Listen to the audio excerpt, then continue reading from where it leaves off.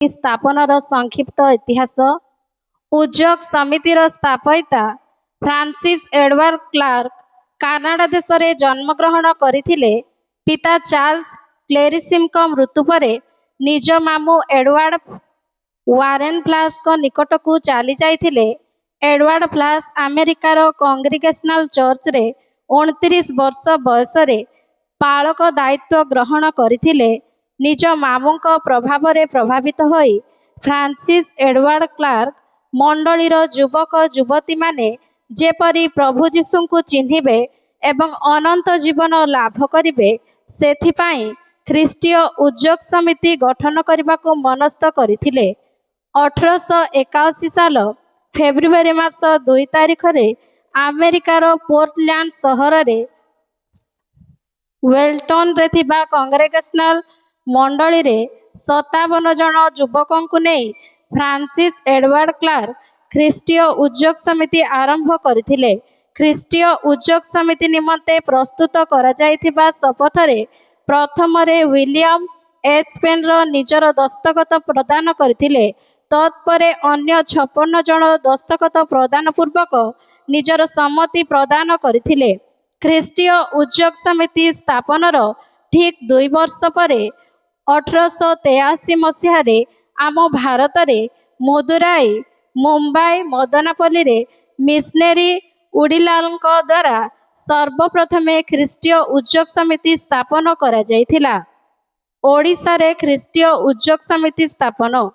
ଏକ ମିଶନେରୀ ରିପୋର୍ଟରୁ ଜଣାଯାଏ, 1896 ମସିହାରେ ମିଶନେରୀ ଡକ୍ଟର ହାୱେଲ୍ସ କଟକର କେତେକ ଉଚ୍ଚଶିକ୍ଷିତ ଯୁବକମାନଙ୍କୁ ନେଇ ପ୍ରଥମେ ଓଡ଼ିଶାର ସି ସୋସାଇଟି ସ୍ଥାପନ କରିଥିଲେ।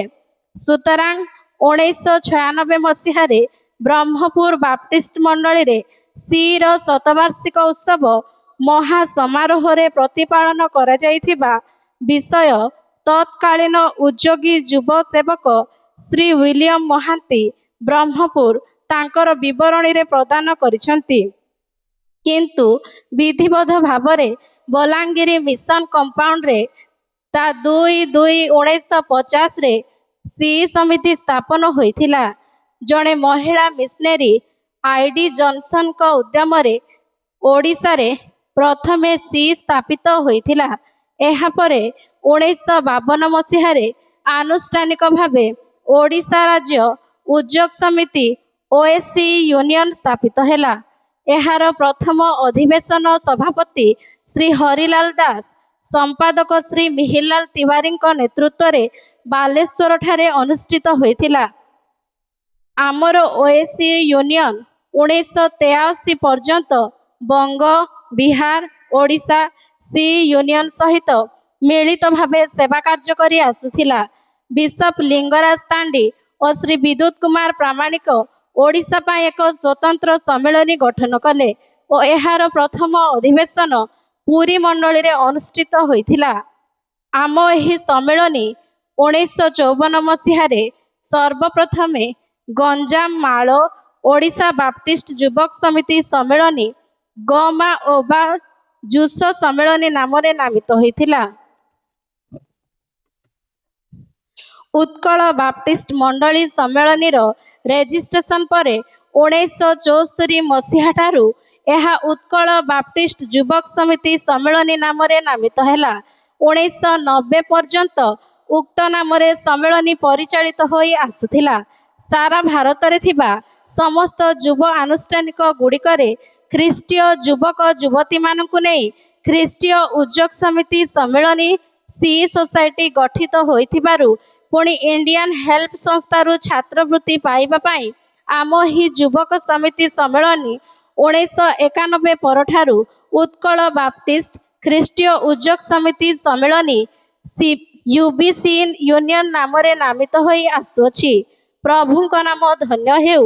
ଏହି ସମ୍ମିଳନୀ ପ୍ରତିବର୍ଷ ମଣ୍ଡଳୀ ଓ ଶାଖା ମଣ୍ଡଳୀରେ 2 ଦିନର ବାର୍ଷିକ ସଭା, ପ୍ରତିବର୍ଷ ଥରେ କିମ୍ବା 2 ଥର ବାଇବଲ ଶିକ୍ଷା ଶିବିର, ବାଇବଲ କୁଇଜ ପ୍ରତିଯୋଗିତା ଦ୍ୱାରା କୃତି ପ୍ରତିଯୋଗୀମାନଙ୍କୁ ପୁରସ୍କାର, ପ୍ରମାଣପତ୍ର ଆଦି ପ୍ରଦାନ କରି ପ୍ରଭୁଙ୍କ ସେବାରେ ଯୁବା ଯୁବତୀମାନଙ୍କୁ ଉଦ୍ଯୋଗ କରାଇ ପାରୁଛନ୍ତି। सी ର 4ଟି ମୌଳିକ ନୀତି 4 कार्डिनल प्रिंसिपल ऑफ सी। 1 प्रभु जीशु ख्रीष्टଙ୍କୁ ସ୍ୱୀକାର କରିବା कन्फेशन ऑफ क्राइस्ट। 2 ଖ୍ରୀଷ୍ଟଙ୍କ ସେବାରେ ଲାଗିବା सर्विस ऑफ क्राइस्ट। 3 ଖ୍ରୀଷ୍ଟୀୟ ମଣ୍ଡଳୀ ପ୍ରତି ଆନୁଗତ୍ୟ ପ୍ରକାଶ କରିବା लॉयल्टी टू क्राइस्ट चर्च। 4 ଖ୍ରୀଷ୍ଟ ଭକ୍ତମାନଙ୍କ ସହିତ ସହଭାଗିତା ସ୍ଥାପନ କରିବା फेलोशिप विथ क्राइस्ट पीपल। धन्यवाद। धन्यवाद।